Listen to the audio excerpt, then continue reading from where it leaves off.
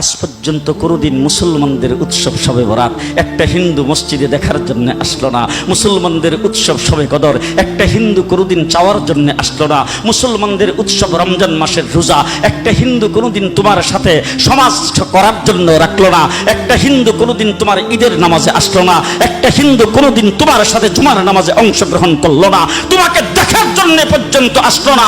তার কারণ হলো হিন্দুরা মনে করে এটা মুসলমানের উৎসব, আর তুমি মুসলমান হইয়া হিন্দুর দুর্গা পূজায় কিভাবে গেলা? তোমার কি হয়ে গেল? তোমার কি লজ্জা শরম তুমি ধুয়ে ফেলে দিয়েছো? তোমার কি কোনো লজ্জা শরম নাই? তোমার কি কোনো লজ্জা শরম নাই? আবার কি সুন্দর বলতেছো, ধর্ম যার যার উৎসব সবাই। হাই হাই হাই, ও মুসলমান যুবকেরা ভালো করে শোনো, ধর্ম যার যার উৎসব সবার, তাইলে বিয়া যার যার বউ তো সবার। জি, বিয়ে যার যার বউ সবার, পুষ্কুনি যার যার মাস সবার, গাছ যার যার ফল সবার, ক্ষেত যার যার ফসল সবার, দোকান যার যার মাল সবার। এখন ঘুমাইছে কি কথা বলেন না কেন? তাহলে আমার দোকানের মাল যদি আমার হয়, আমার ক্ষেতের ফসল যদি আমার হয়, আমার গাছের ফল যদি আমার হয়, আমার গাছের নারিকেল যদি আমার হয়, আমি বিয়ে করলে বউ যদি আমার হয়, মুসলমান আমার পুষ্কুনির মাস যদি আমার হয়, তাইলে ধর্ম যার উৎসব তার। ধর্ম যার উৎসব আরো জোরে, ধর্ম যার উৎসব, ধর্ম যার উৎসব তার। ও আমার ভাইরা, হিন্দুরা আমার দেশে যারা বসবাস করে তারা আমার দেশের নাগরিক ভাই। কি ভাই? নাগরিক ভাই। সুতরাং নাগরিক সুযোগ সুবিধা যেটা বুক করার সেটা তারাও বুক করবে। রাষ্ট্রের নাগরিক সুযোগ সুবিধা তারা বুক করবে। আমরা মুসলমানের দেশ, বাংলাদেশ সাম্প্রদায়িক সম্প্রীতির দেশ। আমরা কোনোদিন তাদের পূজাতে আক্রমণ করব না, তাদের কোনো অনুষ্ঠানে আমরা বাধা দিব না, তাদের ব্যবসা বাণিজ্যে বাধা দিব না, তাদের চলাফেরাতে বাধা দিব না, তাদের কোনো কার্যক্রমে বাধা দিব না। নাগরিক সমস্ত সুবিধা তারা বুক করে বাংলাদেশে বসবাস করবে। এইটা দেওয়ার জন্য যদি আমাদের কোনো যুদ্ধ জাহাজ করা লাগলে সেটাও আমরা করব। তবে মুসলমান কোনোদিন হিন্দুদের পূজায় যাইতে পারবে না। হিন্দু জীবন আমাদের কোনো পূজায় আসে না। ঠিক না ঠিক? ঠিক না ঠিক? হ্যাঁ, মুসলমান কি সুন্দর। আমার দেশের মুসলমানদের ছেলেপেলাদের পর্যন্ত আজকে গায়ে রং লাগানো হচ্ছে।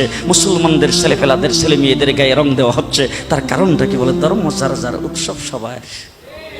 ধর্ম যার যার উৎসব সবার। তাইলে তুমি যখন উৎসব করলা ঈদের দিন, তোমার ঘরে সেমাই পাক হলো, কোনো হিন্দুর ঘরে সেমাই কিনছে জীবনে? রাগ করতেছে? তোমার ঘরে যে তুমি সেমাই পাকাইলা ঈদের দিন হিসাবে, তোমার উৎসব হিসাবে, কোন মুসলমানের সেমাই পাক করা দেখা হিন্দু কোনোদিন সেমাই পাক করছে? কথা দিয়ে আসতে কম করছে কোনোদিন?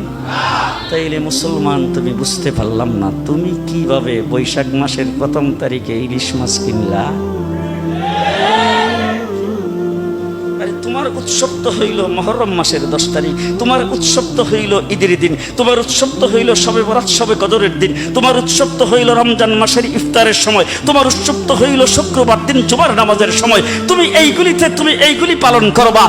মুসলমান হিন্দুদের উৎসব হইল মুসলমান সেই বৈশাখ মাসের 1 তারিখ। হিন্দুর ঘরে ইলিশ মাছ পাক করে পান্তা ভাত দিয়ে ভাত খাইতে পারে, তুমি মুসলমান খেতে পারো না।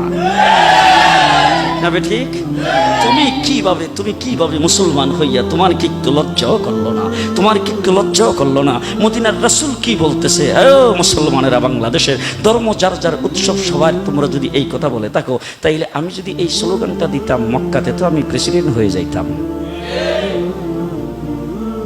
কাফেররা এসে তো রাসূলকে প্রস্তাব দিয়েছেন, ঠিক আছে আপনার ধর্ম আপনার জায়গায় থাক, আমাদের ধর্ম আমাদের জায়গায় থাক। সুতরাং একটা কাজ করেন, আপনি একদিন করবেন আর আমরা একদিন করব। আপনি একদিন ইসলামের কাজ করবেন, আমরা সবাই আপনার সাথে থাকবো। আর একদিন আমরা মূর্তিদের পূজা করবো, আপনি আমরা লগে থাকবেন। রাসূল সাল্লাল্লাহু আলাইহি সাল্লাম, তোমরা তোমাদেরটা নিয়ে থাকো, আমি আমারটা লইয়া আসি। সুবহানাল্লাহ কয় না? জিন্দেগিতে কোনোদিন তোমাদের সামনে তোমাদের ধর্ম পালন করা তো দূরের কথা, তোমাদের সামনে মাথা নত করবো না। মাথা নত করবো না। শুধু তাই না, আল্লাহর নবী তার চাচাকে ডাক দিয়ে বলছেন, চাচা যত ধরনের প্রস্তাব হতে পারে, তবে শুনে রাখেন আমার এক হাতে যদি সূর্য এনে দেওয়া হয় আর বাম হাতে যদি চন্দ্র এনে দেওয়া হয় আর গোটা রাজত্বের মালিক যদি আমাকে বানিয়ে দেওয়া হয়, তবু আল্লাহ পাক যে উদ্দেশ্যে আমাকে প্রেরণ করেছেন তার থেকে চুল পরিমাণ